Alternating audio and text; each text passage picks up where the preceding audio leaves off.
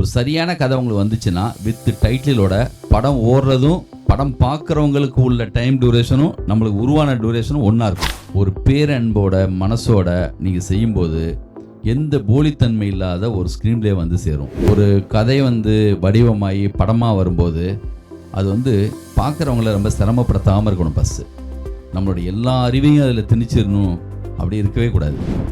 எப்பயுமே வியாபாரத்துக்காக ஒரு சில விஷயங்கள் செய்யணும். அது கதையும் கெடுக்காமல் இருக்கணும்.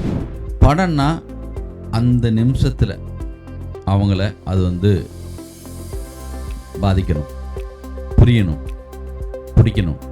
இப்படி தான் என் படம் பாருங்க சொல்லிட்டு ஒரு அதிகாரம், ஒரு ஆளுமை, ஒரு அவனுக்குள்ள ஒரு திமிரு, ஒரு படைப்பாளி கூட என்ன இருக்கணும்னா ஒரு டயத்தில் ஒரு கட்ஸ் இருக்கணும். லேட்டாக ஏன் ஒரு சில படங்கள்லாம் இந்த மாதிரி பாராட்டப்படுதுன்னா, வெகு ஜனத்தில் போகிறப்போ அவங்க அப்படிப்பட்டவங்க என்ன பண்ணணும்னா, எல்லாரும் அக்செப்ட் பண்ணாலும் பரவாயில்லப்பா, காலம் கடந்தாவது என் படம் ஒத்துப்பாங்கப்பான்னு அந்த நம்பிக்கையில் பேசாமல் இருந்துடணும். அதில் அதே டயத்தில் மற்ற படத்துடைய வெற்றி மாதிரி இந்த படத்தை எதிர்பார்க்கக்கூடாது. நம்ம ஜனங்களை வந்து அவங்களுக்கு தெரியும் மிக சரியான படைப்பை வந்து அவங்க வந்து பல நாள் திரும்ப திரும்ப திரும்ப பார்த்து அவங்க வந்து கொண்டாடிடுவாங்க. அவங்களுக்கு புரியாதுன்னு சொல்ல முடியாது.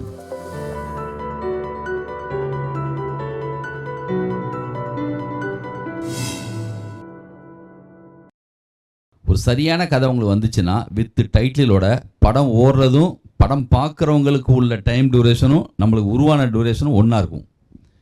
என்னுடைய லைஃப்பில் அப்படி ஒரு கதை கூட வந்திருக்கு. அது இன்றைக்கி வரைக்கும் படமாகலை. அது ரொம்ப மனசோட நீங்கள் வந்து ஒர்க் பண்ண ஆரம்பிச்சிங்கன்னு சொன்னால் அதோடைய இயல்பில் அதுவாக அது செஞ்சுக்கும். அதுதான் ரொம்ப இயல்பான மிக சரியான ஒரு திரைப்படமாக வந்து அது வரும். இல்லைனா வந்து இது ஒரு கால் சீட் கிடச்சிருச்சு, ஒரு இனிமேட்டாக ஷூட்டிங் போகணும், அந்த விரும்பத்ததுலாம் ஒரு கதை பண்ணோம்னு சொன்னால் அந்த கதை வந்து நல்ல கதையாக இருக்கும். இப்போ ஒரு ப்ரொடியூசருக்கு வந்து தாட் மட்டும் சொல்லியிருப்போம், சார் இந்த மாதிரி ஒரு இது சார் அப்படி சொல்லியிருப்போம். அந்த சொல்லும்போது ரொம்ப இன்ட்ரெஸ்ட்டாக இருக்கும், அவங்களும் ரொம்ப அற்புதமாக இருக்கியா சொல்லியிருப்பாங்க. ஒரு டீமோட போய் நம்ம உட்காந்து அந்த கதை பேசுவோம், இல்லை நம்மளே அது சார்பாக ரொம்ப அவசரமாக வந்து அடுத்த வாரம் சொல்லணும் சௌதி சார் கேட்டார். எனக்கு நடந்துச்சு அது. ஆனந்தம் முடித்தோடனே ஆனந்தத்துக்கு நான் நிறைய டைம் எடுத்துக்கிட்டேன்.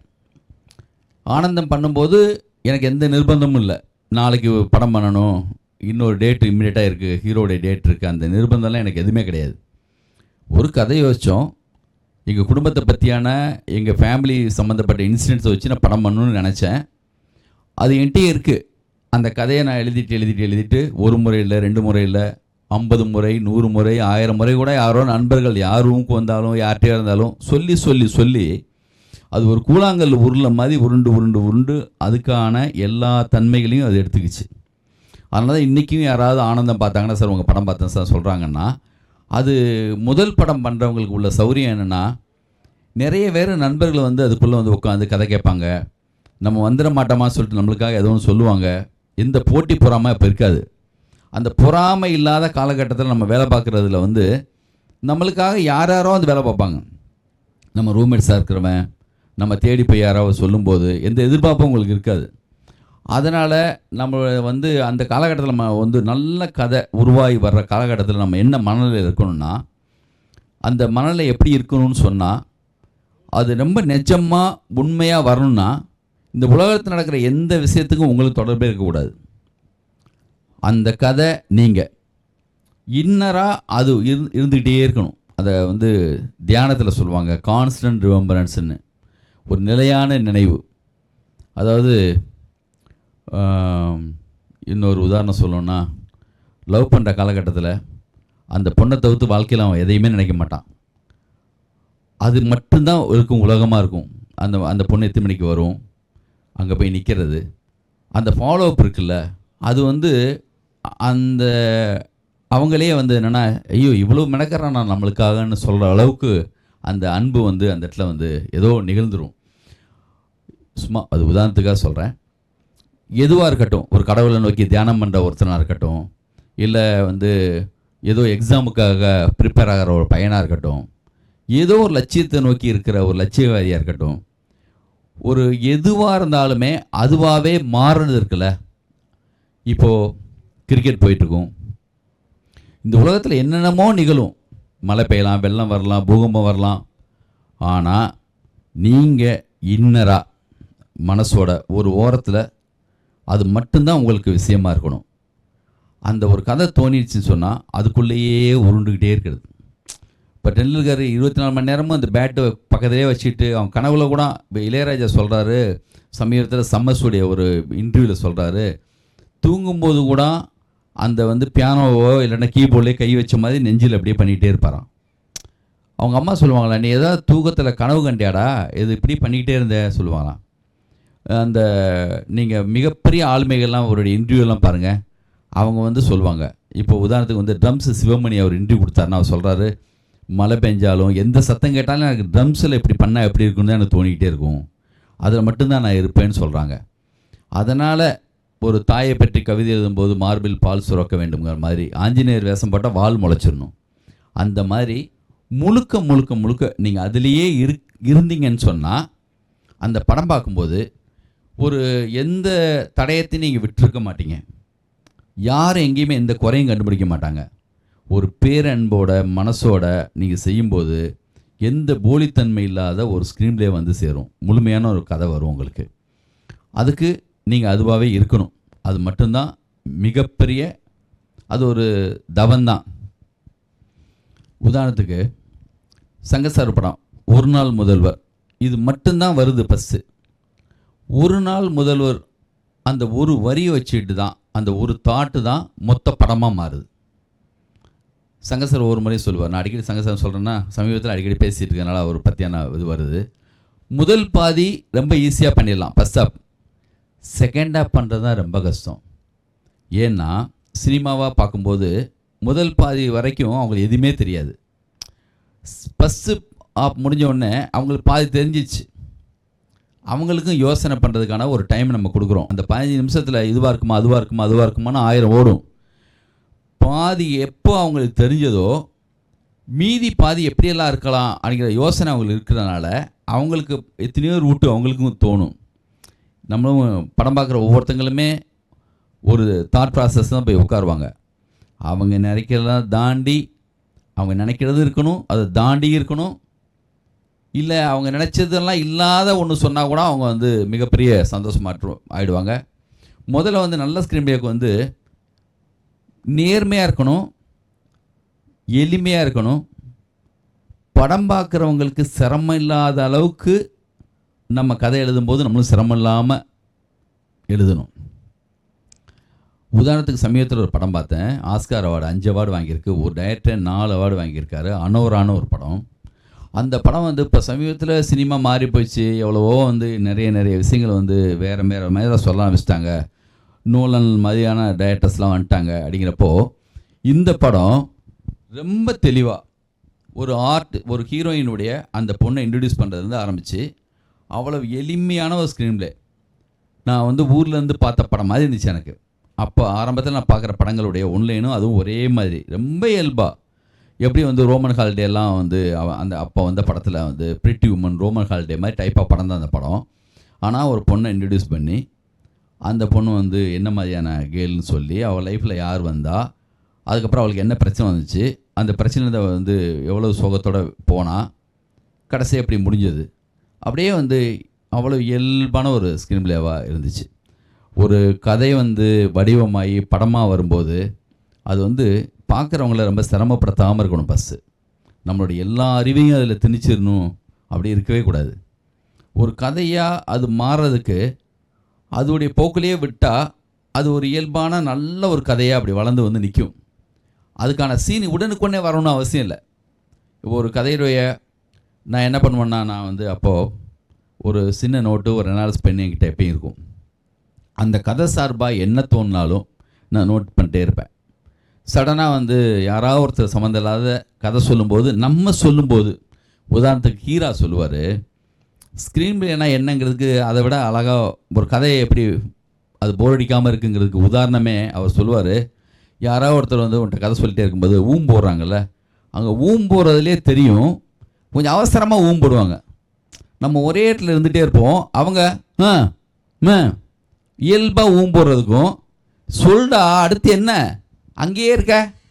ஆ ஆ ஆ இந்த ஊலே தான் இருக்குது. அந்த சவுண்டுடைய அந்த சத்தத்துடைய அவசரத்துலேயும் இதுலேயும் நீங்கள் அந்த இடத்துல போர் அடிக்குதுன்னு அர்த்தம்.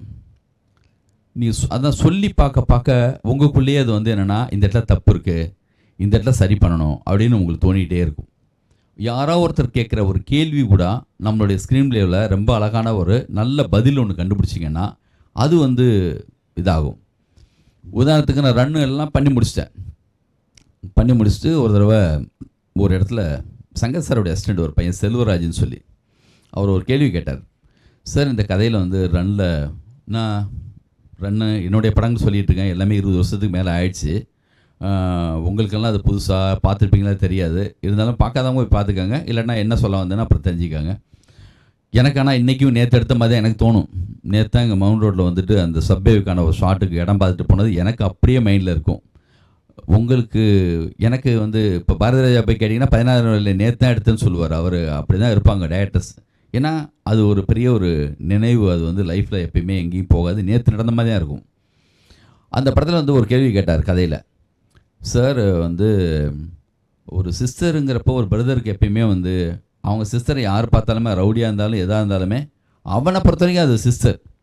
யாரோ ஒருத்தன் வந்து லவ் பண்ண சொன்னால் அவளை ஈஸியாலாம் வந்து எப்படி விட முடியும்? முதல்ல அவன் மேலே ஒரு கோவம் வரணும். இந்த அண்ணன் பண்ணுற இந்த செயலுக்கெல்லாம் இந்த பொண்ணு அவங்க கூடயே போயிடலாமேன்னு ஆடியன்ஸை நீங்கள் வந்து தோண வைக்கணும் சார். அவனை கொஞ்சம் நெகட்டிவாக காட்டணும் நீங்கன்னு சொன்னார்.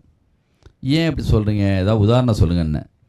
முள்ளும் மலரும் படத்தில் ரஜினி சார் அவங்க சிஸ்டரை வந்து சரத்பாபை லவ் பண்ணும்போது டக்குன்னு போய் வயசான ஒரு ஆளுக்கு போய் ஃபிக்ஸ் பண்ணுவார். என்னடா இவன் அண்ணன் இப்படி இருக்கானே, இவனை மீறி அந்த பொண்ணு போனாலும் தப்பு இல்லைன்னு நம்மளுக்கு தோணும். இந்த மாதிரி அவங்க லவ் தானேப்பா பண்ணுறாங்க, அந்த பொண்ணு அந்த பையன் நல்லா தானே இருக்கான்னு தோணும். இந்த அண்ணன் இவ்வளோ அரகண்டாக இருக்கானேன்னு அவங்க மேலே கோவம் வர வைக்கிறதுக்கு ஒரு சீன் பண்ணியிருப்பார் மகேந்திர சார். அப்புறம் காதலன் படத்தில் அவங்க அப்பா மேலே கோவம் வர்றதுக்காக வெளியூர் போயிட்டு வந்த அந்த பொண்ணு வெர்ஜினான்னு சொல்லிட்டு ஒரு டெஸ்ட்டு எடுக்கணும்னு சொல்லி அவங்க அப்பா சொல்லுவார். இது பார்க்குறவங்களுக்கு இவ்வளோ அரகண்டாக இருக்கான் அந்த அப்பன், இந்த அப்பனை கூட இருக்கிறத விட அந்த பையனோடைய ஓடி போயிடலான்னு தோன்ற அளவுக்கு நம்மளுக்கு வந்து ஒரு சீன் நாங்கள் பண்ணியிருந்தோம். அதனால் நீங்கள் வந்து இந்த அண்ணனை நெகட்டிவ் ஆக்கிற மாதிரி ஒரு சீன் பண்ணுங்கன்னு சொன்னார். அப்போ தான் எனக்கு வந்து ஒரு நாள் சடனாக வெளில போகலான்னு சொல்லி தங்கச்சி கூப்பிட்டு போய் ஜெயிலில் இருக்கிற ஒரு மாப்பிள்ளையை ஃபிக்ஸ் பண்ணுவான். இவெல்லாம் அராஜகமாக இருக்கான் இவன் அப்படிங்கிற மாதிரி தோணுற மாதிரி அந்த சீன் வந்த பிறகு தான் பார்க்குறவங்களுக்கு வந்து நியாயம் தானே, இந்த பொண்ணு வந்து அவங்களோட லவ் பண்ணுறதும் அவங்க கூட போகணுங்கிறது நியாயம் தானே தோன்றதுக்கான காரணமாக இருந்துச்சு அந்த சீன். இப்படி நீங்கள் கதை பண்ணும்போதே யாராவது எந்த கேள்வியும் நீங்கள் அவாய்ட் பண்ணவே கூடாது. எல்லா கேள்விக்கும் பதில் சொல்லணும் அவசியம் இல்லை, ஆனால் அலட்சியமாகிடக்கூடாது. நீங்கள் வந்து சின்ன ஒரு பயத்தோடையே இது அந்த பயத்தோடையும் மனசோடையும் அதில் ட்ரிப்பில் இருந்துகிட்டே இருக்கும்போது அதோடைய எல்லா பகுதியையும் உங்களுக்கு வந்து அப்படியே வந்து எடுத்துக்கோன்னு காட்டும். இப்போது மெயினாக மொத்த கதையை நீங்கள் எழுதுறதுக்கு முடியாட்டினாலுமே ஒரு கதை உருவாகி வரும்போது ஒன்லைன் இருக்குது, அந்த ஒன்லைனை போட்டு பார்த்துட்டே இருக்கணும். இந்த முதல் சீன் இது, ரெண்டாவது சீனு மூணாவது சீனு வரலையா, அங்கே ஒரு கேப் விட்டுடலாம். அந்த கேப் விட்டுட்டு அதுக்கு அடுத்தடுத்தது போடலாம். எப்போயாவது நீங்கள் தூங்குறப்போ குளிக்கிறப்போ இல்லை வேறு எங்கேயாவது வேற ஒரு படம் பார்த்துட்டு இருக்கப்போ சம்மந்தமே இல்லாமல் அன்னைக்கு போட்ட அந்த உங்களுக்குள்ளே இருந்த கொஸ்டினுக்கான ஆன்சர் வந்து தானாக அப்படி கிளம்பி வரும். நீங்கள் ஸ்விம் பண்ணிங்கன்னா ஸ்விம் பண்ணும்போது, இல்லை சைக்கிள் ஓட்டிங்கன்னா சைக்கிள் ஓட்டும்போது, ஏதோ உங்களுடைய ஆக்டிவிட்டீஸில் ஏதோ விளையாடிட்டு இருக்கும்போது அந்த காலகட்டத்தில் அழகாக அப்படியே வந்து மேலே எழுப்பி வரும். அதை வந்து நீங்கள் வந்து எடுத்து அப்படி மறுபடியும் அந்த எந்த இடத்துல கேப் விட்டீங்களோ அந்த இடத்துல மறுபடியும் ஃபிட் பண்ணிக்க வேண்டியதான். இப்படி எனக்கு வந்து திருஷ்யம் சமீபத்தில் பார்த்த படங்களில் மிக முக்கியமான ஒரு ஸ்க்ரீன் பிளே அந்த படம். ரொம்ப அற்புதமாக இருந்துச்சு. பாக்யராஜ் சார் என்னுடைய படங்களில் என் படத்தில் ஒரு ஃப்ளோ இருக்குது, ஒரு ஸ்மூத்தாக இந்த படத்தை நீங்கள் பார்க்குறீங்கன்னு யாராவது நினச்சாங்கன்னு சொன்னால் அதுக்கு நான் குருவாக நினைக்கிறது வந்து பாக்யராஜ் சார் தான். அவர் படம் வந்து உதாரணத்துக்கு மௌன கீதங்கள்னு ஒரு படம், அது தொடராக வந்து அப்போ எழுதிட்டு இருந்தார். அப்படியே வந்து படமாக அது மாறுனுச்சு. ஷூட்டிங் டைமும் அதுவும் ஒன்றா இருந்துச்சு ஒரு டயத்தில். அந்த மௌன கீதங்களுடைய ஒன்லைன் வந்து ஒரு பஸ்ஸில் ட்ராவல் பண்ணும்போது அந்த பொண்ணு கூடவே ட்ராவல் பண்ணும். அப்படியே போயிட்டு வரும். அப்போவே அவ்வளோ அற்புதமான ஒரு ஒன்லைன் அவர் பண்ணியிருக்காரு. அப்படி ஒரு ஸ்க்ரீன் ப்ளே பண்ணியிருக்காரு. ரொம்ப அற்புதமான ஒரு ஸ்க்ரீன் ப்ளே. அது மாதிரி நிறைய எனக்கு தேவர் மகனுடைய ஒன்லைன் ரொம்ப பிடிக்கும். தேவர் மகன் வந்து வெறும் ஃபஸ்ட் ஹாஃப் வந்து 30 சீனு, செகண்ட் ஹாஃப் 30 சீன் அளந்து வச்ச மாதிரி இருக்கும் அந்த ஒன்லைன். ரொம்ப அற்புதமான ஒன்லைன். மணி சித்திரத்தாள்னு ஒரு படம் என்னுடைய லைஃப்பில் வந்து இங்கே வந்து நம்ம சந்திரமுகிங்கிற பேரில் ரஜினி சார் பண்ணாங்க. அந்த படம் இந்திய சினிமாவுக்கே உலக சினிமாவுக்கு கூட சொல்லலாம். ரொம்ப புது கதை. ஒரு கயிறு திரிக்கிறவர் வந்து பண்ண ஒரு கதை. பாசில் சார் வந்து மேக்ஸிமம் அவர் கதையை அவரே எழுதுவார். முதல் முறையாக வெளியில் வாங்கி ஒரு படம் பண்ணார்னா அந்த மணி சித்திரத்தாள் தான். அது வந்து ஸ்பில் பர்சனாலிட்டின்னு ஃபஸ்ட் டைமாக ஒரு கேரக்டர் அந்த பொண்ணு சோபனா தான் அங்கே பண்ணியிருந்தாங்க. இங்கே வந்து ஜோதிகா பண்ணியிருந்தாங்க. அது மிக முக்கியமான ஒரு ஸ்க்ரீன் ப்ளே.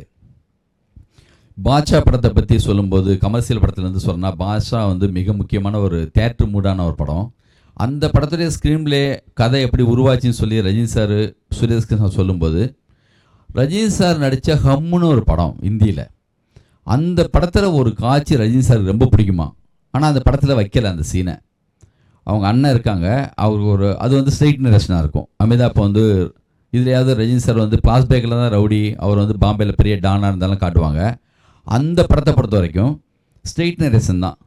அமிதாப் வந்து பெரிய ஒரு ரவுடிசம் இந்த மாதிரி விஷயங்களில் இருந்துட்டு அதெல்லாம் விட்டுட்டு ஒரு வில்லேஜில் போய் அண்ணன் தம்பிகளோடு வாழ்ந்துட்டு இருப்பார்.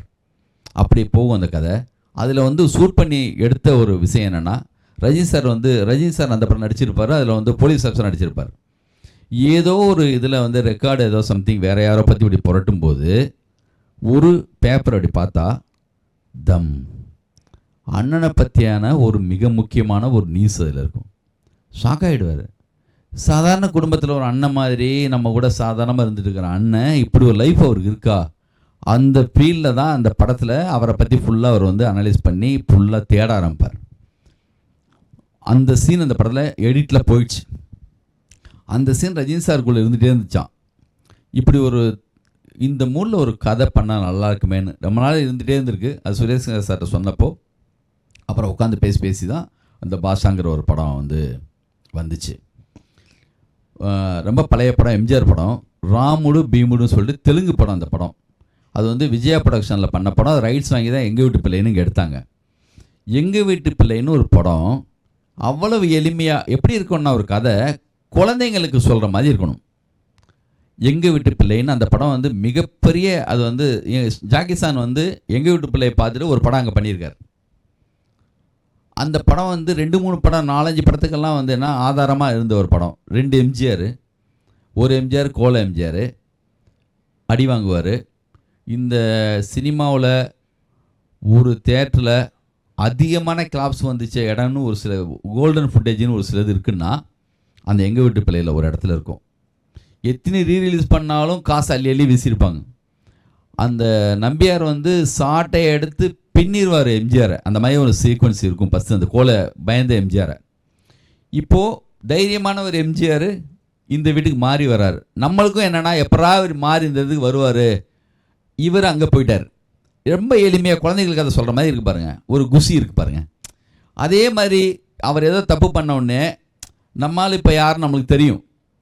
அப்படி வந்து இவர் வந்து ஒன்றை சொல்கிற இந்த சாட்டை எடுத்துகிட்டு பக்கத்தில் வரும்போதே நம்மளுக்கு குஷியாகிடும். வந்தவுடனே அப்படியே பிடிப்பார் அந்த எம்ஜிஆர் அந்த சாட்டையை, தியேட்டரை அழுந்துடும். இதெல்லாம் ஈஸியாக ஒரு குழந்தைங்களுக்கு அதை சொல்கிற மாதிரி இருக்கும். அந்த எம்ஜிஆர் இங்கே மாறிடுவாரா, அவர் அப்புறம் இந்த மாதிரி வாங்கிட்டு அடிப்பாரா, அந்த மாதிரி ஒரு மூடு இருக்குது பார்த்தீங்களா. எப்பயுமே ஒரு கதை வந்து எளிமையாக இருக்கணும். ஒரு அது நேரடியாக எதையுமே வந்து என்னென்னா ஸ்ட்ரெயிட்டாக யோசிச்சா லாஜிக்கோடலாம் யோசிச்சிங்கன்னா அது ரொம்ப லாஜிக்காக ரொம்ப பொறுப்பாக எந்த கேள்விக்கும் அழகான பதில்களோடு அப்படி இருக்கிறது கிடையாது. ஸ்க்ரீன் ப்ளே நீங்கள் ஜிக்ஜாக்காக கூட யோசிக்கணும், ஒரு மேஜிக்கலாக இருக்கணும். நீங்கள் லாஜிக்கை பற்றி கவலையே படக்கூடாது. நீங்கள் எங்கே ஒரு புள்ளி இங்கே ஒன்று அங்கே ஒன்று போட்டு கூட அப்படி ஒன்றாவோட மாறலாம். அப்படி உலகம் மொத்தம் அந்த மிக சிறந்த படங்களில் 7 சாமுராய், சைக்கோ, இந்த மாதிரி படங்கள், ஈட்டி, ரொம்ப ரேரான ஒரு சில படங்கள்லாம் வந்து அப்படி ஒரு முக்கியமான படங்கள்லாம் இருக்குது. அந்த மாதிரி கமர்ஷியலான படங்களில் ரொம்ப அழகாக நம்மளை எந்த ஃப்ளோவும் கெடுக்காத ஒரு படம்னா சிம்பா, அந்த லயன் கிங் இருக்குல்ல, அது எனக்கு ரொம்ப பிடிக்கும். நம்மளே அந்த படம் குழந்தையாக மாற்றி விட்டுரும். அந்த சிங்கம் அங்கே போய் இருக்கும்போது அது சிங்கம்னு தெரியாமல் அங்கே இருக்குது. அது வெஜிடேரியன் சாப்பிட ஆரம்பிச்சிச்சு. எப்படா அது சிங்கம்தான் தெரிஞ்சு இங்கே வருங்கிற ஒரு ஆர்வம் இருக்குது பார்த்தீங்களா? அதுதான் அற்புதமான ஒரு ஸ்க்ரீன் பிளே. அந்த பாகுபலி மாதிரி படத்துக்கெல்லாம் இன்ஸ்பிரேஷனே அந்த படம். ஸ்பீடுன்னு ஒரு படம், கமர்ஷியல் படம் தான். ஆனால் அந்த படம் ஆரம்பித்ததும் முடிகிறதும் எப்படா ஆரம்பித்தது அவ்வளோ பரபரன்னு போய் அப்படி முடியும். நான் அடிக்கடி எல்லா மேடையிலையும் சொல்கிறேன், இன்னொரு முக்கியமான படம் டூயல்னு ஒரு படம். அதுதான் நான் பையா பண்ணுறதுக்கெல்லாம் கூட இன்ஸ்பிரேஷன். டூயல்னால் ஒரு ட்ரக்கு, ஒரு ஹைவே, ஒரு கார், ஒரே ரோடு. அவன் வழி கொடுக்க மாட்டான். அந்த 2 பேருக்குள்ளே இருக்கிற ஈகோ கிளவுஸை பற்றி தான். அப்படியே வந்து ரோட்டில் அது நடக்கும் எப்பயுமே. இவன் அவனை வந்து ஓவர்டேக் பண்ண ட்ரை பண்ணும்போது அவ்வளோ பெரிய வண்டி, ஆளை கூட காட்ட மாட்டாங்க. படம் மொத்தமும் இந்த வண்டி ஓட்ட ஒருத்தனை தான் காட்டுவாங்க. அது ஒரு புது படம், புது ஸ்க்ரீன் பிளே. என்னடா இப்படி ஒரு பண்ண முடியுமா? ஒரே ஆள் தான், அவனை யாருன்னு கூட காட்ட மாட்டேங்கிறாங்க. அந்த படமும் ரொம்ப முக்கியமான ஒரு படம். இப்படி வந்து ஓரளவு நான் வந்து சொல்லியிருப்பேன்னு நினைக்கிறேன். இன்றைக்கி நீங்கள் கேள்வியாக கேட்டிங்கன்னா என்கிட்டருந்து வந்து புதுசாக இது ஒட்டியே நீங்கள் கேளுங்க. ரொம்ப அவே போய் கேட்காம கேட்டிங்கன்னா நான் ஓரளவு பதில் சொல்ல ட்ரை பண்ணுறேன்.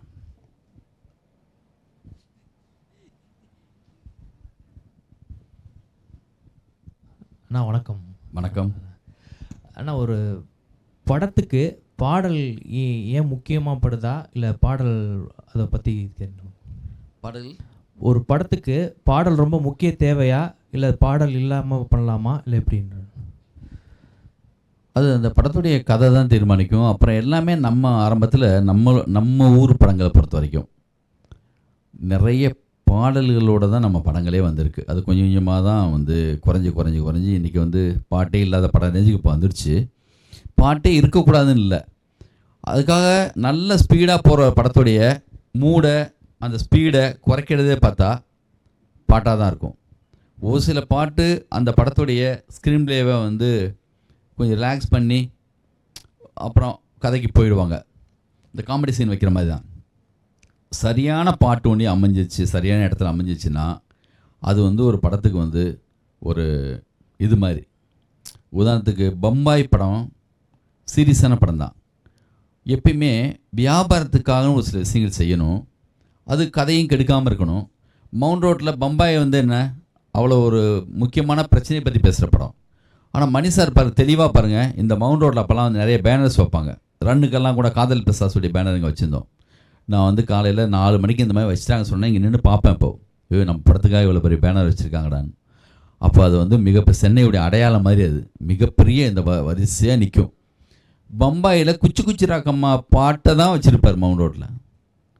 அதனால் பாட்டுங்கிறது வந்து மிக சரியாக அமையும் பட்சத்தில் இப்போது ஒரு பாட்டு கூட ஒரு படத்துக்கே அடையாளமாக மாறிடும்.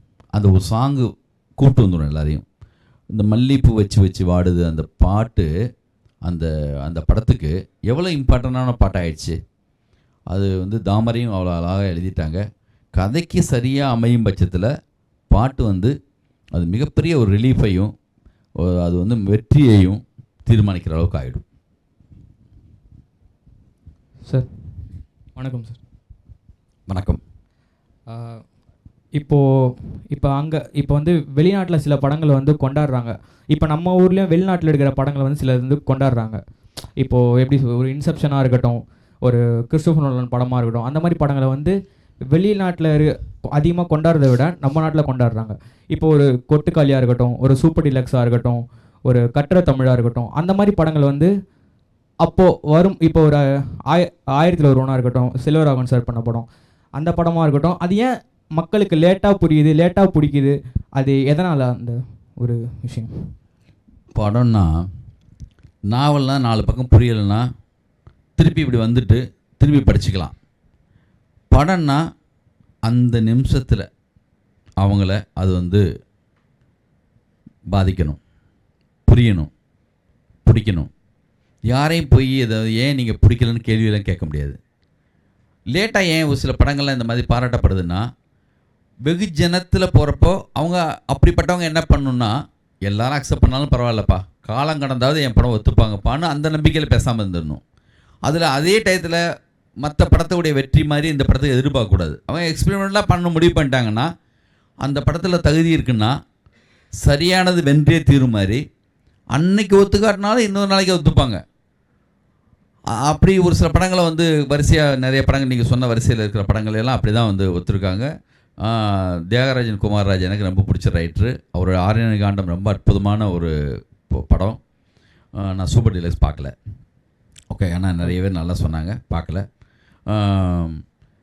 சூதுகவும் கூட சேர்த்துக்கலாம், ரொம்ப அற்புதமான படம். ஒரு சில படம் என்னென்னா மம்முட்டி சார் சொல்லுவார், ஓடாத நல்ல படமும் வேணாம், ஓடுற கெட்ட படமும் வேணாம், ஓடுற நல்ல படம் வேணும். ஓகேவா? அதனால் வந்து என்னென்னா நோலன் படம் புரியலை, யாரோ எங்கேயோ வந்து இன்றைக்கி வரைக்கும் ஒரு படமாக எனக்கு புரிஞ்சதில்லை. ஆனால் நம்மளும் வந்து பாசாங்கா பாவனையாக மற்றவங்க தப்பாக நினைப்பாங்கன்னு சொல்லிட்டு லைக் இட்டியா சொல்லிட்டு நம்ம சொல்லிட்டு சும்மா ஒரு வந்து நம்மளும் அந்த வரிசையில் சேர்ந்துக்கணும்னு சொல்லி கூட முயற்சி செய்வோம். தப்பாக நினச்சிக்க போகிறாங்கப்பான்னு சத்தியமாக 2 தடவை வெளியில் வந்துட்டேன் பார்க்க முடியாமல். இன்செப்ஷன்லாம் வந்து போயிட்டு பல முறை வீட்டில் கூட போட்டு பார்த்து கூட எனக்கு புரியலை. ஆனால் வந்து அவர்கிட்ட ஏதோ ஒன்று இருக்குது. இன்டர்ஸ்டெல்லர் ஆகட்டும், நான் எல்லா படம் பார்த்துருக்கேன். சரி, புரியாட்டினாலும் பரவாயில்ல, ஏதோ சொல்கிறாங்களே உலகம் மொத்தமும் சொல்லும்போது ஏதோ இருக்கலாம் சொல்லி நானும் பாலசக்தி எல்லாம் புரிஞ்சுக்க ட்ரை பண்ணியெல்லாம் நல்லா இருக்குது, நல்லா போய் புரியுதா புரியலாங்கிற விஷயத்துக்குள்ளே போயிடுச்சு அதெல்லாம். ஆனால் அவங்க பிரதர் ரைட்டரு கூட அவங்க இருக்காங்க, வந்து கண்டிப்பாக ஏதோ ஒன்று சம்திங் அவங்க வந்து செய்கிறாங்க. இல்லைன்னா வந்து ஸ்பீல்பர்க்லேருந்து ஆரம்பித்து இந்த இவ்வளோ பெரிய பேர் அவங்கள கொண்டாட மாட்டாங்க. மிக முக்கியமான சரியான விஷயம்னா அது ஒரு காலகட்டத்துக்கு பிறகாவது அது வந்து கண்டிப்பாக போய் சேர்ந்துடும். Thank you sir. சார் அதுக்கப்புறம் இன்னொரு கேள்வியும் இருக்குது சார், என்கிட்ட தான், நானே தான். இப்போ ஒரு ப்ரொடியூசரை போய் நம்ம அப்ரோச் பண்ணுறோம் அப்படின்னா அதுக்கு என்ன மாதிரி, இப்போ ஒரு நல்ல ஒரு ஸ்க்ரீன் பிளேனா என்ன சார், அதுக்கு என்ன குவாலிட்டிஸ் வேணும்? நல்ல ஒரு ஸ்க்ரீன் பிளே நம்ம பண்ணுறோம் அப்படின்னா அதுக்கு என்ன மாதிரியான குவாலிட்டிஸ் தேவைப்படுது அந்த ஸ்க்ரீன் பிளேக்கு? இது வரைக்கும் அது மாதிரியான படம் வந்திருக்கலாம், வராமல் கூட போகலாம். ஆனால் உங்களுக்கு அது மனசோட தோணும், மிக சரியான ஒரு கதை தான் நம்ம எழுதிட்டோன்னு. நீங்கள் நண்பர்கிட்ட சொல்லி பார்க்கும்போது, இல்லை நீங்களே உங்கள் மனசாட்சிக்கு மிக சரியான ஒரு வேலை பார்த்துட்டோன்னு தோணும். அது தோணிடுச்சின்னு சொன்னால் நீங்கள் யார் சொன்னாலும் கேட்க மாட்டீங்க. உங்களை வந்து யாரும் வந்து அப்புறம் இவங்களுக்கு தெரியும் தெரியாததெல்லாம் கணக்கெல்லாம் அது கிடையாது. நீங்கள் 100% அந்த செயலை ஃபிலிம் பண்ணுறது யாருன்னு போய் தெரிஞ்சுட்டு நீங்கள் வந்து போய் சேர்ந்துருவீங்க. ஆனால் உங்கள்கிட்ட இருக்கிற விஷயம் மிக சரியாக இருந்துனாலுமே அது குறைந்தபட்சம் உடனே அமையலாம், இல்லை ஒரு 4 வருஷம் கூட ஆகலாம், 5 வருஷம் கூட ஆகலாம். ஆனால் நீங்கள் நம்பணும். இப்போ பாரதி கண்ணம்மா மாதிரி படம் எழுதி வச்சுட்டு சேரன் சாருக்கு உடனேலாம் அந்த படம் கிடச்சிடல. மிக சரியான படம் எல்லாமே 4 வருஷம் 5 வருஷம் எடுத்துகிட்டு தான் நடந்திருக்கு. ஒரு குறைந்தபட்சம் 4 அப்போது நான் சொல்கிறது, இப்போ இன்னும் கொஞ்சம் கூடுதலாக கூட நடந்துடலாம். உங்களுடைய கான்ட்ராக்டை பொறுத்து, உங்களுடைய அதை பொறுத்து இருக்கலாம். மிக சரியான விஷயம் உங்கள்கிட்ட இருக்குதுன்னு சொன்னால் 100% படமாக மாறிடும். ஒரு படமாக மாறுறதுக்கு அதுக்கு ஒரு காலம் எடுத்துக்கும். அது வந்து ஒன்று மிக சரியான டெக்னீஷியன் உள்ளே வராமல் அந்த வண்டி கிளம்புன்னு வச்சுக்கோங்களேன், யாரோ ஒரு சரியான ஆள் இந்த வண்டியில் இன்னும் ஏறலன்னு அர்த்தம். இப்போது ஒரு ப்ரொடியூசர் கரெக்டாக இல்லை, அவ்வளோ பெரிய பட்ஜெட் இருக்குது, அவங்க பண்ணாமல் கூட இருப்பாங்க. அதனால் கொஞ்சம் பொறுமையாக அப்ரோச் பண்ணணும். அதுக்கான ஆட்கள் எல்லாமே சரியான கதை அமைஞ்சிச்சுன்னா அதுக்கான விஷயத்தை காலமே கொண்டு வந்து கொடுத்துரும். நான் கடவுள்னு கூட சொல்ல வரல, காலம்னு சொல்கிறேன். அது வந்து தானாக செஞ்சுக்கும். அதை சினிமாவில் அடிக்கடி ஒரு வார்த்தை பயன்படுத்துவாங்க, அமைஞ்சு வருது அப்படிம்பாங்க. எப்பயுமே இவ்வளோ மெனக்கெட்டு நம்ம பண்ணாலுமே ஆரம்ப காலத்துலலாம் எனக்கு கூட அது கோபமாக வரும். நம்ம தான் எல்லாமே செய்கிறோம், அது என்னடா எல்லாம் அமைஞ்சு வருதுன்னு சொல்கிறாங்க அப்படின்னு கோபமாக வரும். ஆனால் ஒரு ஷார்ட் எடுக்கிறதுக்கு கூட 10 நாள் கூட நம்ம ட்ரை பண்ணியிருப்போம், வரவே வராது, அமையாது. ஒரு டயத்துக்கு பிறகு பாலுமேந்திர சார் இதை பற்றி சொல்லியிருக்கார். அந்த நீங்கள் கேட்டையில் ஒரு ஷார்ட்டு பல முறை முயற்சி பண்ணி கூட கரெக்டாக அமையலை, ஒரு டயத்துக்கு பிறகு சரியாக ஒன்று அமைஞ்சு வந்துச்சுன்னு சொல்லியிருக்காரு. அது மாதிரி நல்ல படம் தானாக எப்படி வந்து செல்வராகவன் வந்த மாதிரி, பாலசக்திவேலுக்கு லேட்டாக வந்த மாதிரி, காதல் படம் அவ்வளவு கஷ்டப்பட்டு எத்தனையோ நாள் வெயிட் பண்ணி அவ்வளோ அற்புதமான படம், அவர் சொல்லாத இடமே கிடையாது. நானும் அதை படமாக எடுக்கணும்னு சொல்லி நான் ப்ரொடியூசராக ட்ரை பண்ணேன். அப்போ நம்ம பண்ண முடியல. ஜி வந்து அப்போ பிரச்சனையாக இருந்தப்போ நான் பண்ண முடியல. அப்புறம் சங்கர் சார் கேட்டு அவர் தான் அதை படமாக்குனார். ஒரே ஒரு கேமராவும் கும்பகோணத்தில் ஒரு கடை மாதிரி எங்கே பிடிச்சி விட்றா, நான் போய் எடுத்து வந்துடுறேன் பார். வெறும் 60 லட்ச ரூபா போதும் பார். அப்போது நான் தனுஷ் சாருக்கெல்லாம் கதை சொல்கிறதுக்காக அனுப்பினேன். இப்போ மலேசியாவுக்கெல்லாம் ஏவிஎம்மில் போய் கதை சொன்னார். அவங்க கிளைமேக்ஸை மாற்ற சொன்னாங்க. நீங்கள் ஏவிஎம்மில் 5 லட்ச ரூபா செக்கு வாங்கிட்டார். ஏவிஎம்மில் படம் பண்ண போகிற இடம் அவங்க அம்மாவுக்கெல்லாம் அவ்வளோ பெரிய விஷயம். ஆனால் அங்கே கிளைமேக்ஸை மாற்ற சொல்கிறாங்க.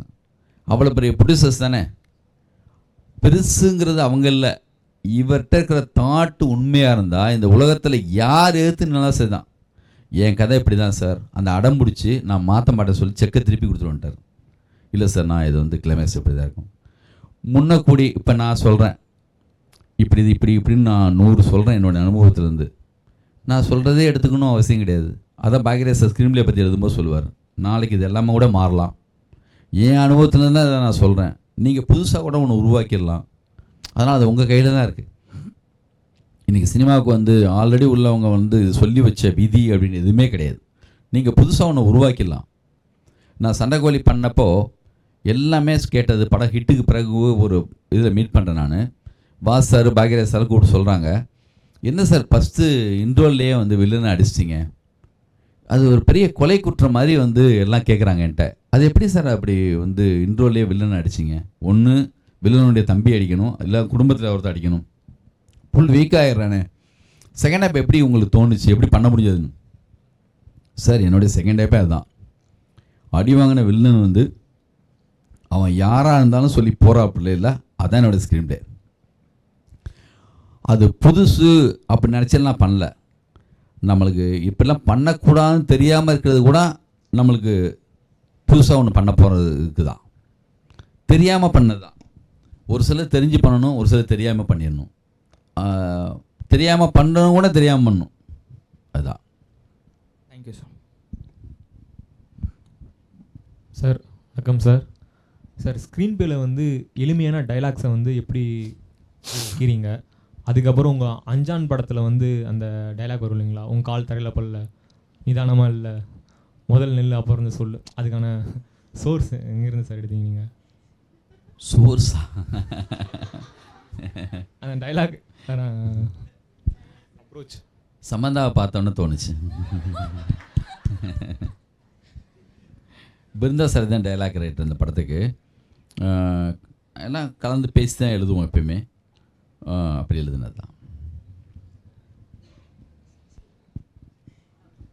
ஹலோ வணக்கம் சார், என்னுடைய பேர் எமிமா. நீங்கள் அனோரா பற்றி சொல்லியிருந்தீங்க, அந்த மூவி 5 ஆஸ்கார் வின் பண்ணுச்சுன்னு சொல்லிட்டு. அந்த படத்துக்கு அந்த 5 ஆஸ்கார்ன்றது சரிதானா? அது மட்டும் இல்லாமல் தமிழ் படத்துக்கு எப்படியும் கொடுக்க மாட்டாங்க. மற்ற படங்களுக்கும் மொழி படங்களும் நல்லா நீதி கதைகளும் நம்ம வாழ்கிற மாதிரியான கதைக்களங்கள் இருக்குது.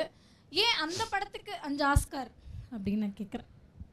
இல்லை, அந்த படத்தில் வந்து எடிட்டிங்கை வந்து அந்த டைரக்டர், ஸ்க்ரீன் பிளேக்கு ஒரு அவார்டு, படத்துக்கு ஒரு அவார்டு, அந்த பொண்ணுக்கு ஒரு அவார்டு. எனக்கு தெரிஞ்சு எல்லாமே நியாயமான அவார்டு மாதிரி தான் தெரியுது. ரொம்ப க்ளீனாக அந்த படம் வந்து ஸ்க்ரீன் பிளேயில் ரொம்ப க்ளீனாக இருந்துச்சு. எல்லாத்தையும் தாண்டி கடைசி ஒரு 10 நிமிஷம் அந்த பனி படர்ந்து அந்த வண்டியில் உட்காந்துட்டு அந்த கூட வந்த அந்த செக்யூரிட்டி வந்து அந்த பெட்டியெல்லாம் கொண்டு மேலே எடுத்து வந்து வச்சுட்டு அந்த இடம் வரும்போது இது வரைக்கும் நான் பார்க்காத ஒரு கோல்டன் ஃபுட்டேஜாக இருந்துச்சு அந்த இடம் பர்டிகுலராக.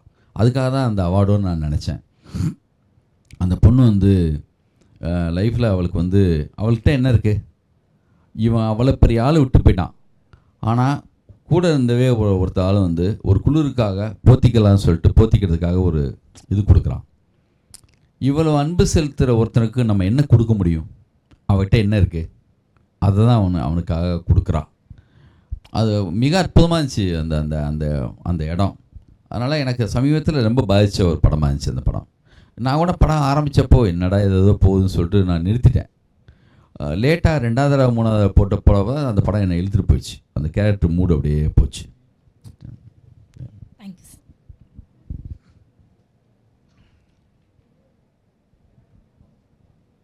வணக்கம் சார். வணக்கம். கேட்குது. ஒரு கதைங்கிறது ஒரு கதைக்கான திரைக்கதையாக அமையணுமா, இல்லை திரைக்கதைக்காக ஒரு கதை வந்து அமையணுமா? அதான் அப்படிலாம் பண்ணக்கூடாது. ஒரு கதை இருக்கு. உங்களுக்கு தானே நீங்கள் சட்டை எடுப்பீங்க, உங்கள் கால அளவுக்கு தானே ஷூ வாங்கணும். அதுக்காக இது அப்படி இல்லை. அந்த கதை தான் தன்னுடைய ஸ்க்ரீன் பிளே அந்த என்ன தாட்டோ ஒரு துளி தானே இருக்குது. அது வந்து அப்படி முளைச்சி கை கால் முளைச்சி வரணும், அது கண் வரணும்னா அதுவாக வரணும், தானாக நடக்கணும். ஒரு ஸ்க்ரீன் பிளேங்கிறது அதோடைய வளர்ச்சி தான். ஒரு விதை எப்படி மரமாக மாறுற மாதிரின்னு சொன்னோம் இல்லையா, அது தானாக வரணும், அதுக்கான ஒரு டைம் எடுத்துகிட்டு வரும். இப்போது என்னென்னா ஒரு கமர்ஷியல் படம் இருக்குது, அந்த கமர்ஷியல் இப்போ ஒரு கதைன்னு ஒன்று இருக்குது. அந்த கதையை வந்து நீங்கள் படமாக்க நம்ம எல்லோரும் இப்போ ஒரு டைரக்டர் ஒரு கதையை வந்து திரைக்கதையாக்கும் போது அந்த கதையில் இருக்கக்கூடிய பல விஷயங்கள் அதில் வந்து விடப்படுறது, கொஞ்சம் ஒரு சில விஷயங்கள்லாம் விடப்படுறது. இப்போ ஒரு பொன்னியின் செல்வன் படம் எடுக்கும் போது அதில் வந்து அந்த வந்தியத்தேவன் குந்தவையுடைய காதல் ரசனை அவ்வளோ இருக்குது அந்த கதையை படிக்கும் போது. அது திரைக்கதையாக வரப்போ கொஞ்சம் மறைக்கப்படுது, மக்களுக்கு அது வந்து அந்த படம் வெறும் முழுமையாக கிடைக்க மாட்டேங்குது. மொத்தமாக 2 பார்ட்டு எடுத்து இவ்வளோ தானே பண்ண முடியும், அந்த டைமிங்குள்ளே படம் பண்ணணும்ல. அது ஒரு அதுதான் போது அது வந்து அது எது தேவையில்லைன்னு டைரக்டர் முடிவெடுத்து அந்த நேரத்தில் வந்து எது தேவையில்லைன்னு ஒதுக்கிட்டு பண்ணணும். எப்படி நம்ம உள்ளே கொண்டு வருது? இப்போ நம்ம வந்து என்னென்னா ஒரு நாவலை படமாக பற்றி இப்போ கேட்குறீங்க, நான் ஒரு கதை வந்து எப்படி உருவாதை பற்றி நம்ம பேசிகிட்டு இருக்கோம். அந்த படத்தை பொறுத்த வரைக்கும் அந்த டைரக்டர் இது பொன்னியின் செல்வன் கல்கியின் பொன்னியின் செல்வன் இல்லை, மனிதத்தின் பொன்னியின் செல்வனாக நீங்கள் பார்க்கணும். அது மொத்தமாகவே அவர் வந்து எடுக்க ஆரம்பித்தார்னா அது மொத்தமாக எடுக்கவும் முடியாது. அது வந்து இன்னும் 5 பார்ட் எடுக்கணும்னா அவருக்கு பிடிச்ச அவருக்கு தெரிஞ்ச அவர் விரும்பின ஒன்றை பொன்னியின் செல்வன் எடுத்திருக்கார்.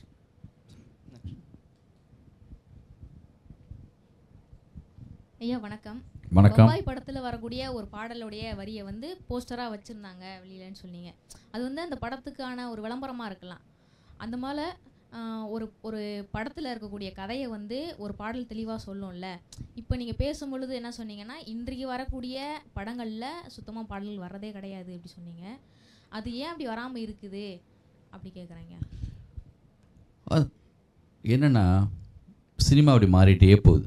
இப்போ தொடரின்னு ஒரு படம் இருக்கும்ல, தொடரி அந்த படத்துல வந்து ட்ரெயின்ல போயிட்டு இருப்பாங்க, அது கண்ட்ரோல் இழந்து போகும்பொழுது நம்ம பிரபுசாலம் படமா போன உசுறு வந்துருச்சு அப்படின்னு ஒரு பாட்டு அந்த கதையோட தொடர்பா அப்படியே வரும். இப்போ பல்லாங்குழியில் வட்டம் பார்த்தேன்னு ஒரு பாட்டு எல்லாருக்கும் தெரியும். அதுல வந்து ஒரு காயின் இருக்கும், அதை வச்சே வந்து அப்படியே கதையில பல்லாங்குழியின் வட்டம் சூரியகாந்தியோட வட்டம் அதை வச்சே மெயின் பண்ணி எழுதுவாங்கல்ல. அந்த மாதிரியான ஒரு கவித்துவமான கவிதைகள் பாடல்கள்லாம் ஏன் வரமாட்டுது அப்படின்னு காலகட்டம் தான். இப்போ வந்து ஒவ்வொரு காலகட்டத்துலேயும் ஒன்று மாறிட்டே இருக்குது. இப்போ லோகேஷ் கனகராஜ் கைதின்னு ஒரு படம் பண்ணுறாரு, அதில் பாட்டே இல்லை. ஆனால் பாட்டு இல்லைன்னு நம்ம தோணவும் இல்லை. அது வந்து அவங்க பார்த்துட்டு வந்த படங்கள் அதை பொறுத்து வந்து என்னென்னா அவன் என்ன செய்யலை அப்படின்னு பார்த்துட்டு வந்தான், அவன் என்ன மாதிரி படங்கள் அவனுக்கு உள்ளே போச்சு. இப்போ சமீபத்தில் மாற்றம் இருக்குங்கிறது நிஜம்தான். இப்போ மாறிட்டே இருக்குது. ஆரம்பத்தில் அத்தனை பாடல்கள் இருந்துச்சு, இப்போ குறைஞ்சி வருது இல்லையா.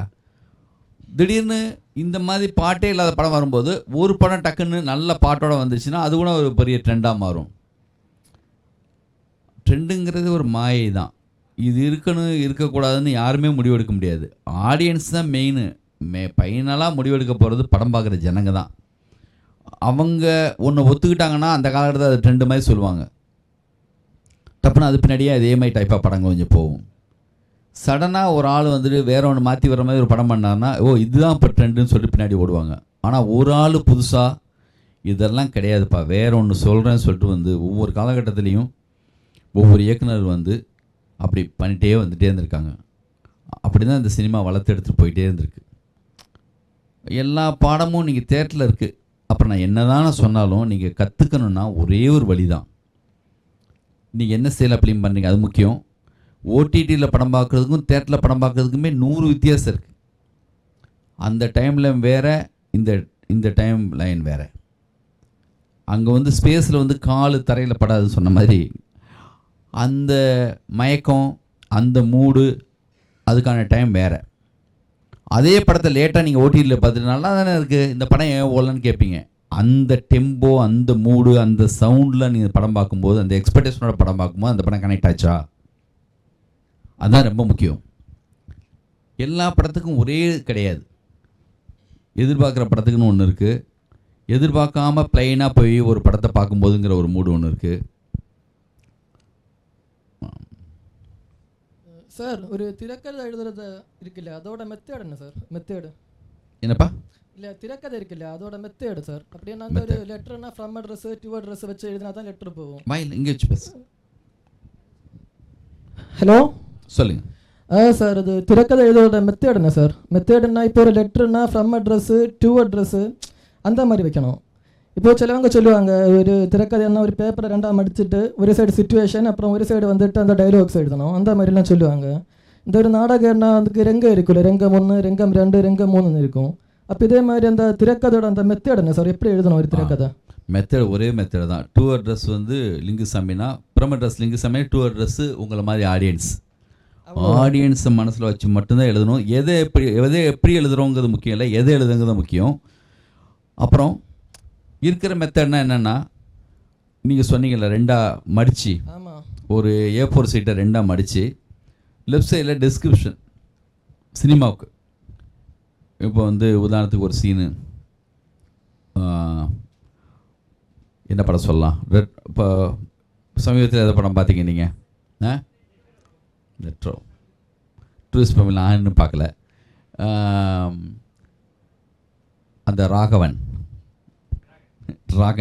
ட்ராகன் பார்த்தீங்களா? எல்லோரும் ஆல்மோஸ்ட் பார்த்துருப்பீங்க இல்லையா? உதாரணத்துக்கு அந்த ஏதோ ஒரு சீன் வச்சுக்கோங்க. உதாரணத்துக்கு லெஃப்ட் சைடில் வந்து டிஸ்கிரிப்ஷன் எழுதணும். அவன் எந்திரித்து தலை குளித்து சூரிய வெளிச்சம் பட்டு பக்கத்தில் இருந்த மொபைல் ஃபோனை ஆஃப் செய்துவிட்டு சின்னதாக கேட்கும் அந்த சத்தத்திலிருந்து வெளியே வந்து எட்டி பார்த்தான். அப்போது அங்கு ஒரு ஆட்டோ வந்து நின்றது. ஆட்டோவிலிருந்து இப்படி நீங்கள் என்னென்னலாம் பேசுறதுக்கு முன்னாடி வருதோ அந்த இடம், அங்கே கேட்குற சத்தம், அந்த அட்மாஸ்பியரு, அந்த வெளிச்சத்துலேருந்து ஆரம்பித்து சரௌண்டிங் சவுண்ட்லேருந்து ஆரம்பித்து இன்னும் பர்ஃபெக்டாக அந்த என்ன டைம், அது பனி படர்ந்த காலையா, என்ன மூடு, நெருக்கி நெருக்கி நெருக்கி நெருக்கி போய் அப்படியே எங்கேயோ கேட்குற ஒரு சின்ன அக்பர் கேட்குது அந்த சத்தம், அதோட மிக்ஸ் பண்ணி சின்னதாக கோயிலில் லங்குன்னு அடிக்கிற மணி சத்தம் கேட்குறது. நீங்கள் என்ன உள்ளே போகணும், உள்ளே போக வைக்கணும். வச்சு அப்போது தப்பன்னு 4 கால்கள் படியில் ஏறி வரும் சத்தம் கேட்டது அப்படின்னா அதையும் எழுதிட்டு கதவை திறந்தேன். அப்போது நான் இதுவரை பார்க்காத அப்படி ஒரு ஆள் நின்னான் அப்படின்னு நான் இதுவரை பார்த்ததில்லை. அவன் என்ன மாதிரி இருந்தான், என்ன மாதிரி ஹேர் வச்சுருந்தான், அவன் கையில் என்ன வச்சுருந்தான், அவன் பார்க்குற பார்வை எப்படி இருந்துச்சு, இவ்வளோ நுணுக்கி எழுதிட்டு அதுக்கப்புறம் அவன் ஒரு வார்த்தை சொன்னான், பாப்பா இறந்துட்டாரு. அதான் சார், அது இப்படி ஒரு வேர்டு, அது வந்துட்டு பேப்பர் அந்த சைடு தான் எழுதணும். அதை வந்தா இப்போ பேசு, இதெல்லாம் இங்கே எழுதிட்டீங்க. அவன் சொல்கிற டயலாக் கொண்டு ரைட் சைடு எழுதணும். Okay sir. அவன் சொல்லி முடித்தோன்னே என்ன ரியாக்ஷன் இருக்குதுங்க வந்து அவன் சொல்லி முடித்த பிறகு இறந்ததுக்கு வந்து சந்தோஷம் தானே, வருத்தம் தானே பண்ணணும். முகத்தில் மிகப்பெரிய சந்தோஷம் வந்து எழுதினீங்கன்னா புதுசாக இருக்கும். அந்த மாதிரி என்ன புதுசாக நீங்கள் எழுத போகிறீங்க, இதை நான் தான் எதிர்பார்த்தேன், இல்லை கொன்னதே நான் தான் சொல்கிறீங்க, நீ சொல்கிறது லேட்டு, அது நேற்று நைட்டு எனக்கு தெரியும் சொல்கிறான். பாப்பா செத்துட்டானா பாப்பாவே வந்து சொல்கிறான்.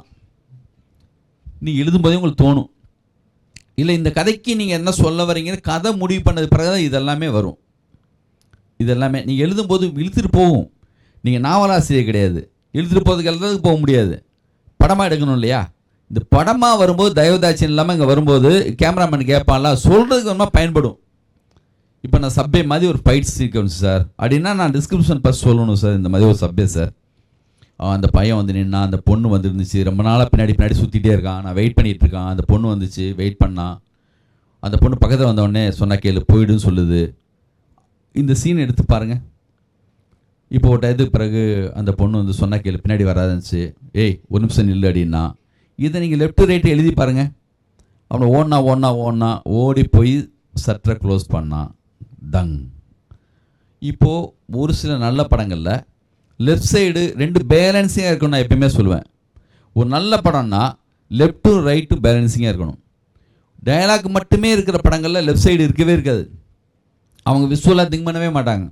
அவங்கள பொறுத்த வரைக்கும் என்ன, ஒரு நார்மல் கேமராமேன் வந்தால் கூட போதும், இந்த கேமராமேனு ஆர்ட் டைரக்டர் இவங்கெல்லாம் வந்து சொல்லுவாங்கள்ல சார், நீங்கள் கதையை சொல்லும்போது அந்த மாதிரி ஒரு லைட் சொன்னீங்க சார், அது அந்த சோர்ஸ் இங்கே கொடுக்குறதுக்கு சரி டைம் கொடுக்க முடியும். டைம் ஆகி போயிட்டு எடுக்குன்னு சொல்கிறேன். விஷுவல் டேஸ்ட் உள்ளவங்க அதை மதிப்பாங்க. நீங்கள் சொன்ன வீடு அப்படி இல்லையே சார். உதாரணத்துக்கு சிவப்பு ரோஜாக்கள் மாதிரி ஒரு படத்தை பாரதி ராஜா கதை சொல்லும்போது கமல் சார் கேட்கும்போது அந்த வீடுன்னா அந்த வீடு ஒரு கேரக்டர் இல்லை, அந்த வீடை நினச்சாலே ஒரு பயம் வருதுல்ல. ஏன்னா அந்த வீட்டில் சாதாரணமாக இல்லை, அவ்வளோ மர்டர் நடக்குது. ஒருத்தன் அப்படியே பார்த்துட்டே இருக்கான், கொண்டு போய் வந்து பூ வைக்கிறான், புதைச்சி வைக்கிறாங்க. அங்கே ஒருத்தன் புதைச்சிட்டு பூ வைக்கிறான் மேலே.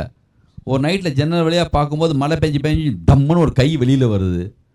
பக்கத்து வீட்டில் இருக்க பசங்க பந்து போய் அந்த பக்கம் விழுந்துச்சுன்னா அன்னைக்கு வேற ஒரு ஆண்டி இருந்தாங்களே அப்படிங்கிறாங்க. ஒரு மர்மம் இருந்துகிட்டே இருக்குது. அந்த வீடு ஒரு கேரக்டராக மாறிடுது. இப்போ பூஜை ஒரு வீட்டில் நடந்திருக்கு. அன்னைக்கு நாள் சூப்பர் ரோஜாவுக்கு போட்டு ஷார்ட் எடுக்கலாம்னு சொல்லி சார் சொல்லியிருக்கார் பாரதிராஜ் சார். கமல் சார் கேட்டாராம், நீ கதை சொல்லும்போது இருந்த வீடு இது இல்லைங்க, நான் கதை கேட்கும்போது அந்த வீடு வந்து ஒரு மர்மமாக இருந்துச்சு, வேறு மாதிரி ஒரு மூடு இருந்துச்சு. அவரை வந்து தேவரேன்னு கூப்பிடுவாராம், இவர் ஐயர்னு சொல்லுவாராம். தேவரை அந்த வீடு வேறு மாதிரி எதிர்பார்த்தேன் தேவரை, நீங்கள் அதை கொஞ்சம் பார்த்துடலாமான்னு கேட்டோன்னே கமல் சார் மாதிரி ஒரு நடிகருக்கு அது மனசில் இருந்துச்சுன்னு சொன்னால் விட்டு கொடுக்க மனசே இருக்காது. தேடி போய் பக்கத்துலேயே அங்கே நான் கேட்குறேங்க ஒரு நிமிஷம் வாங்க சொல்லி போய் தேடி இப்போ நீங்கள் படத்தில் பார்க்குற வீடை கமல் சார் பிடிச்சி கொடுத்தது. இப்போ சரியான கேமராமேனு, சரியான ஆர்டிஸ்ட்டு, சரியான டெக்னீஷியன் உள்ளே வந்தால் நம்ம எப்பயோ சொல்லியிருப்போம், அவங்க ஞாபகப்படுத்துவாங்க. சார் இது ஒரு ஏர்லி மார்னிங் தான் சார், ஒரு பனி படர்ந்த காலையில் சொன்னீங்களே, அந்த பொண்ணு அப்படி வரும்போது தம்முன்னு அப்படி காற்றுல அப்படி வந்து விலகிறது நீங்கள் ஒன்று சொல்லிங்களே, அதை மிஸ் பண்ணுறீங்களே சார்னு சொல்லுவாங்க. நம்மளே மறந்தாலும் நம்மளோட அசிஸ்டன்ட், சரியான ஒரு அசிஸ்டன்ட் இருந்தால் அவன் சொல்லுவான், சார் நீங்கள் அப்போ வந்து இது சொல்ல சார், அந்த இடம் வேறு மாதிரி இருந்துச்சு சார். அப்படியாயா? நம்ம எடுக்கிற அந்த ஸ்பீடில் இருப்போம். இந்த படம் ஃபிலிம் மேக்கிங்கிறது வந்து அது வந்து கலந்து வர்றது, ஓவியம் மாதிரி தனியாக ரூமில் உட்காந்து வரைகிறதோ தனியாக வந்து ஒன்று செய்கிறதோ இல்லை, எல்லாரோடையும் கலந்து பண்ணுறப்போ அது லாஸ் ஆகாமல் நம்ம நினச்ச எல்லாமே வந்து அது என்ன நினச்சோமோ. எந்த டைரக்டரும் லைஃப்பில் போய் கேட்டிங்கன்னா நான் நினச்சதெல்லாம் எடுத்துட்டேன்னு சொல்லவே மாட்டான்.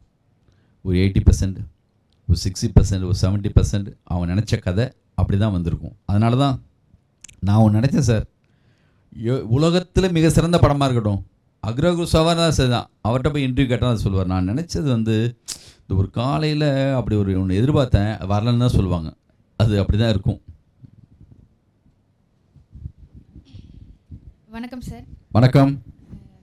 தமிழ் சினிமாவில் இந்த முதன்மை கதாநாயகிகள் ஏன் வந்து இங்கே இருக்கிறவங்க பெரும்பான்மையாக தேர்ந்தெடுக்கப்படுறதில்ல, பிற மாநிலங்களில் இருக்கிறவங்க தேர்ந்தெடுக்கப்படுறது அது தவறு இல்லை, ஆனால் குறைந்தபட்சம் அறிமுக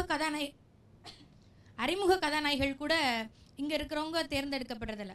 அப்போ இந்த கதாபாத்திரங்கள் தேர்ந்தெடுக்கப்படுறது உடைய அந்த சுதந்திரம் வந்து படைப்பாளி கையில் இல்லையா, இல்லை தயாரிப்பு நிறுவனத்தினுடைய அழுத்தம் இருக்கா?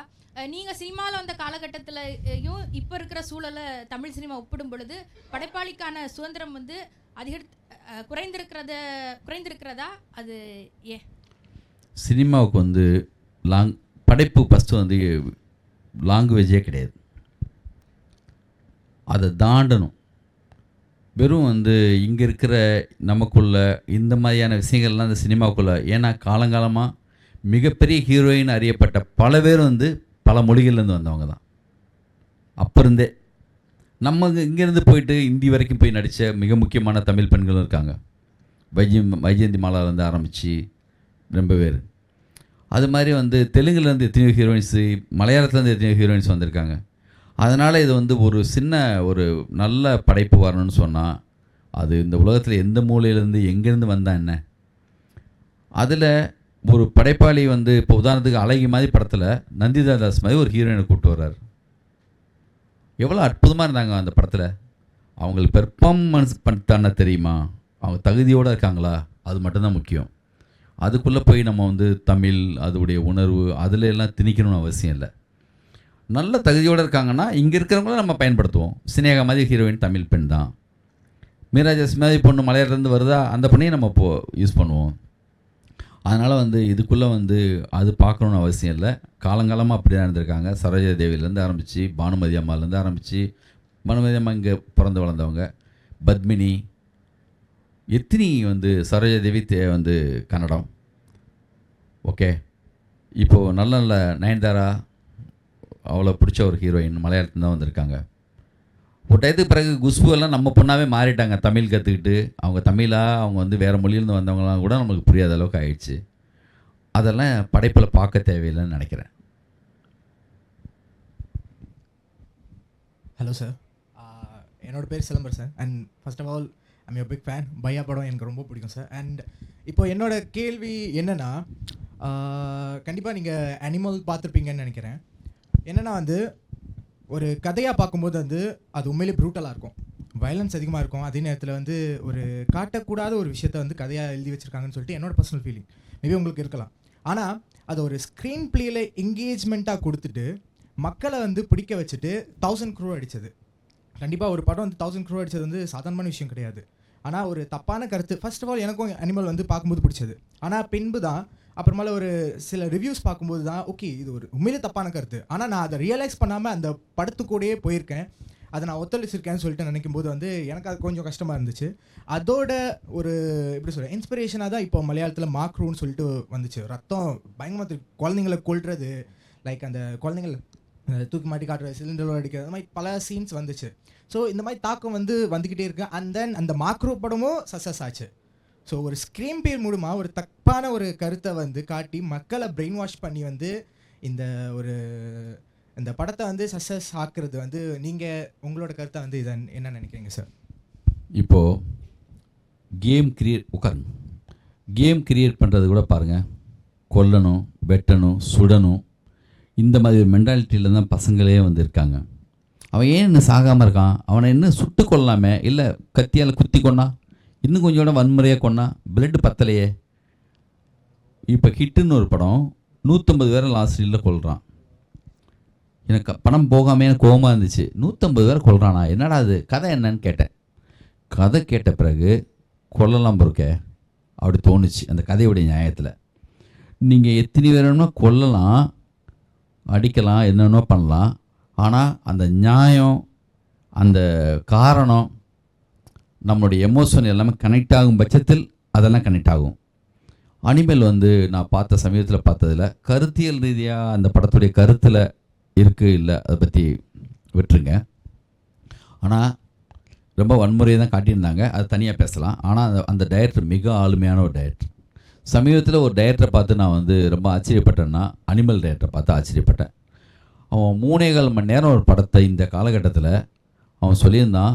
ரொம்ப டேரிங்காக ஒரு இன்டர்வியூ கொடுத்துருந்தான். இந்த பத்திரிக்கைக்காரங்களை கூட திட்டான் அவன், உங்களுக்கு யாருக்குமே படம் பார்க்க தெரியலன்னு. இப்படி தான் என் படம் பாருங்க சொல்லிட்டு ஒரு அதிகாரம், ஒரு ஆளுமை, ஒரு அவனுக்குள்ள ஒரு திமிரு,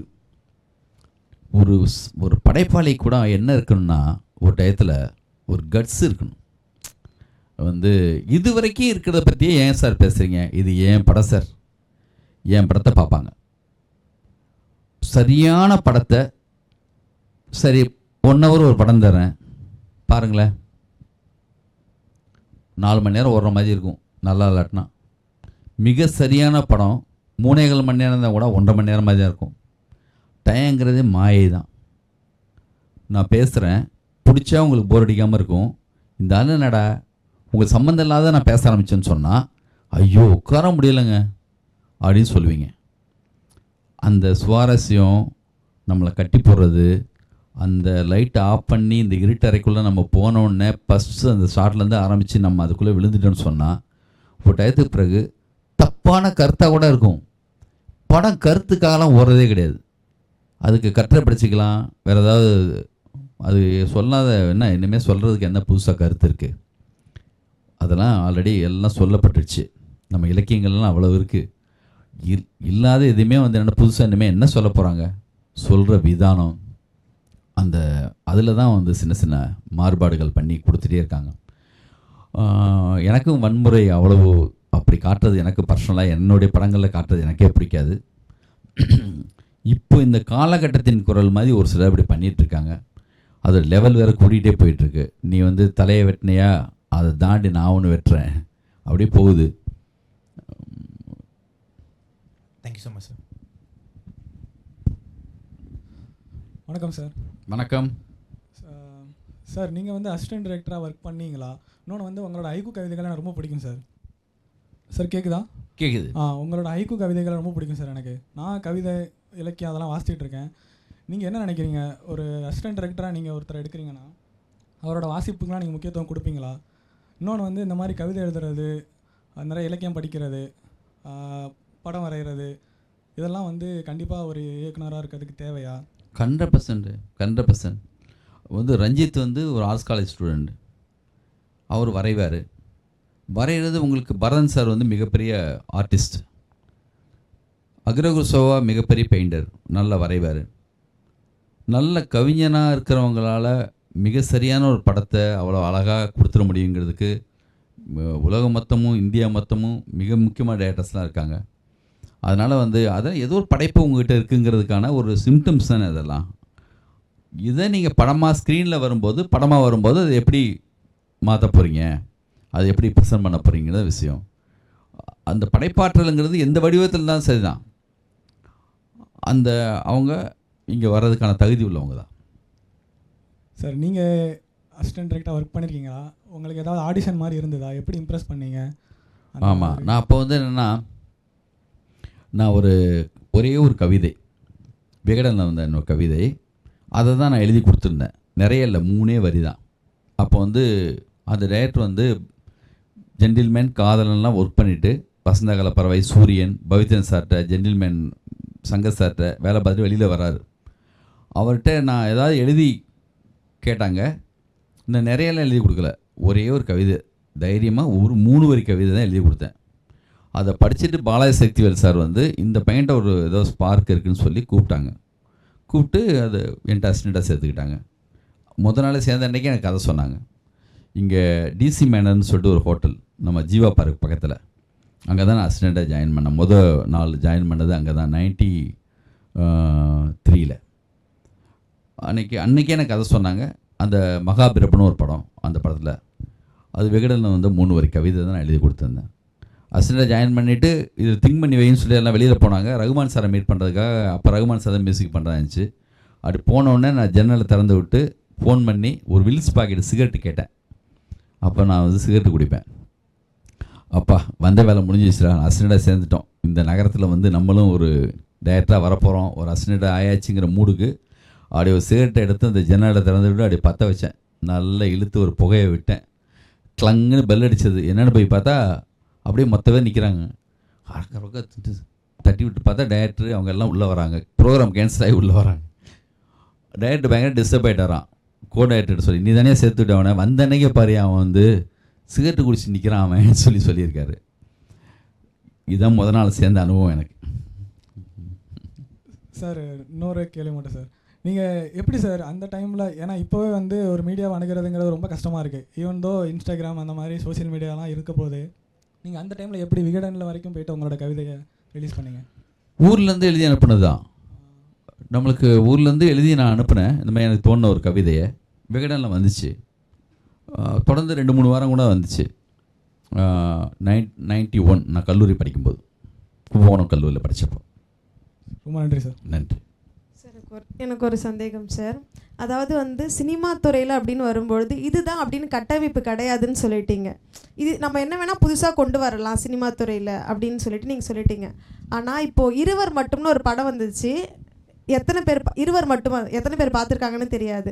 2 பேரை மட்டும்தான் வச்சுருக்கோம். அதுக்கப்புறம் வந்து இப்போ வந்தது இந்த இரவு நிழல் ஆகட்டும், ஒத்த செருப்பு ஆகட்டும், கைதி ஆகட்டும், இதெல்லாம் ஒருத்தவங்களை வச்சு நடந்தது, இல்லை ஒரே ஷாட்டில் நடந்தது, இல்லை ஒரு நைட்டில் நடந்தது. இந்த மாதிரி புதுமைகள்லாம் வருது இல்லையா? அந்த புதுமைகளில் ஏற்றுக்கிறதுக்கு ஏன் வந்து தயங்குறாங்க தமிழ் சினிமா அந்த ரசிகர்கள்? இதுவே ஒரு வெளிநாட்டிலையோ இல்லைனா வேற ஒரு மொழியில் வந்துச்சுன்னா ஒன்றா அதை ஏற்றுக்கிறாங்க, கொண்டாடுறாங்க. ஆனால் தமிழில் இப்படி ஒரு புதுமைகள் வரும்பொழுது ஏற்றுக்கிறதுல என்ன பிரச்சனை அங்கே இருக்குது? ஒருவேளை அவங்க சமகாலத்தோடு இல்லையா, இல்லை படம் சமகாலத்தோடு கொண்டு வரப்படலையா? மிக சரியான புதுமையான படத்தை கண்டிப்பாக ஒத்துக்காமல் இருக்கவே மாட்டாங்க. அது யாரை மனசில் வச்சுட்டு அந்த படம் எடுத்திருக்காங்கன்னு பார்க்கணும். அது கமர்ஷியலாக பெரிய ஹிட் ஆகுறதுக்காக எடுத்தாங்களா, இல்லை வந்து புதுமையாக ஒன்று பண்ணணுங்கிறதுக்காக பண்ணாங்களா, அது பார்க்கணும். மிக புதுமையான மிக சரியான படங்கள் எல்லாமே போய் சேராமல் இல்லைன்னு சொல்லவே முடியாது. ஃபஸ்ட் ரீல்லையே வந்து அந்த நாள்னு ஒரு படத்தில் மொதல் ஷாட்லேயே ஹீரோ செத்துருவான். அந்த படம் கூட இங்கே வந்து ஒர்க் அவுட் ஆகிருக்கு. அதான் இன்றைக்கி விக்ரம் படத்துல எல்லாம் வந்து ஹீரோ ஃபஸ்ட் ரீலில் சாகிறது இருக்கே, அது அதோடைய இன்ஸ்பிரேஷன். அதெல்லாம் அப்போ கமல் சார் எப்போ மீட் பண்ணாலும் அந்த படத்தை போய் சொல்லிட்டே இருப்பார். ஏதோ ஒரு வகையில் அந்த படத்தில் வந்திருக்காது. மிக சரியான புதுமை எல்லாமே ஒத்துப்பாங்க. ரொம்ப அவே போய் ஒரு புதுமை இருக்குல்ல, அது கொஞ்சம் லேட் ஆகும். அது ரொம்ப அது ஸ்க்ரீனில் இது வரைக்கும் பார்க்காத ஒரு விஷயமா இருக்கும்போது, அவங்க ரொம்ப அவேல இருக்கும்போது அது வந்து கொஞ்சம் கஷ்டம். அப்போ லேட்டாக வந்து எல்லோரும் சொல்ல விமர்சனங்கள் பேச, பாவம் அவங்களையும் நம்ம ரொம்பவும் படுத்தக்கூடாது. அதான் சொன்னேனே, ரொம்ப எளிமையாக ஈஸியாக அவங்க அறிவுக்கு அவங்க லெவலுக்கு போய் ஒரு புதுசு சொல்லணும். மிக மிக சரியான புதுசு அவாய்ட் பண்ணிட்டாங்கன்னு கண்டிப்பாக நான் சொல்லவே மாட்டேன். ஜனங்களுடைய டேஸ்ட் இருக்குல்ல, அதை நம்ம குறைச்சி மதிப்பிடவே கூடாது. ஜனங்க வந்து நம்மளுடைய ஜனங்க வந்து அரிச்சந்திரா மயான கண்டத்துலேருந்து ஆரம்பித்து அரிச்சந்திரா ட்ராமாலேருந்து எல்லா டைப் ஆஃப் விஷயமும் பார்த்துட்டு வந்திருக்காங்க. மிகப்பெரிய ஒரு மரபு இருக்குது நம்மளுக்கு, மிகப்பெரிய இலக்கிய தொடர்ச்சி இருக்குது நம்மளுக்கு. இல்லைன்னா எவ்வளவு பெரிய அற்புதமான போயம்ஸ் அந்த காலத்திலேயே. நம்ம என்னமோ நினச்சிட்ருக்கோம் அந்த காலத்தில் உள்ளது எல்லாமே சாதாரணம், இப்போ ஏதோ புதுசாக ஏதோ பண்ணிட்டாங்கன்னு. அந்த காலத்திலேயே ரொம்ப புதுசெல்லாம் பண்ணியிருப்பாங்க. எவ்வளோ நான் இப்போ சொல்கிறது வந்து உங்களுக்கு ரொம்ப அவே போய் எதை சொல்கிறேன்னு எனக்கு தெரியல. அப்போவே பாருங்கள் என்ன ஒரு லாக்கு அந்த அரிச்சந்திரா அந்த இதுலாம் வந்தாலும் தாடி வச்சுட்டு ஆளே உருவம்லாம் மாறி போய் அப்படி வந்து வேலை பார்த்துட்ருக்காரு ஒரு சுடுகாட்டில். அங்கே ஒரு குழந்தைய தூக்கிட்டு அந்த அம்மா வறுமையில் வருது, காசு கொடுத்தா தான் புதைக்க முடியும்னு சொல்கிறாரு. அந்த காட்சி இருக்குல்ல, அதில் எல்லாமே நியாயமாக இருக்குது பாருங்கள். காசு கொடுத்தாதான்னா வந்து நீ தான் அந்த தாலி இருக்குல்ல அப்படி சொல்லும்போது ஐயோ என் புருஷங்கனுக்கு மட்டும் தானே தெரியும். நம்ம ஜனங்களை வந்து அவங்களுக்கு தெரியும். மிக சரியான படைப்பை வந்து அவங்க வந்து பல நாள் திரும்ப திரும்ப திரும்ப பார்த்து அவங்க வந்து கொண்டாடிடுவாங்க.